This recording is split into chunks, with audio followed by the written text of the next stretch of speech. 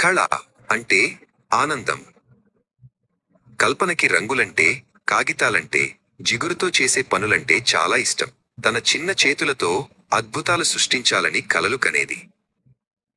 అని కొన్నిసార్లు ఆమె గీసిన బొమ్మలు లేదా చేసిన వస్తువులు ఆమె ఊహించినంత అందంగా లేనప్పుడు నిరాశ చెందేది. అయ్యో, ఇది సరిగ్గా రాలేదే అని అనుకునేది. రోజు పాఠశాల నోటీసు బోర్డులో ఒక ప్రకటన చూసింది. పాఠశాల ఆర్ట్ అండ్ క్రాఫ్ట్ పోటీ. ఆమె కళ్ళు మెరిశాయి. పోటీ కోసం ఏదో ఒక అద్భుతమైనది చేయాలని నిర్ణయించుకుంది. ఆమె గంటల తరబడి కూర్చుని ప్రతి చిన్న వివరానికి శ్రద్ధగా ఒక అందమైన పక్షిని తయారు చేయడానికి ప్రయత్నించింది. కాని పక్షి రెక్కలు ఆమె అనుకున్నంత సమంగా రాలేదు, లేదా దాని కళ్ళు కొద్దిగా వంకరగా వచ్చాయి. ఆమె కోపం వచ్చి ఆ పక్షిని పక్కన పడేసింది.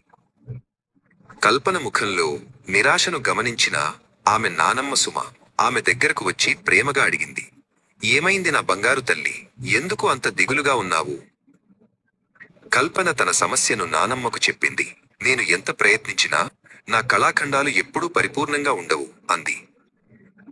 సుమ నవ్వింది. నా బంగారు తల్లి, కళ అంటే పరిపూర్ణత కాదు, అది నీ ఆత్మను వ్యక్తం చేయటం. ప్రతి కళాఖండం ప్రత్యేకమైనది, దాని సృష్టికర్తలాగే అంది. నువ్వు సృష్టించిన ప్రతి వస్తువులో నీ ప్రేమ, నీ ప్రయత్నం ఉంటాయి. అదే దానిని అందంగా చేస్తుంది. పరిపూర్ణత కోసం కాకుండా సంతోషం కోసం సృష్టించు అని సుమ సలహా ఇచ్చింది.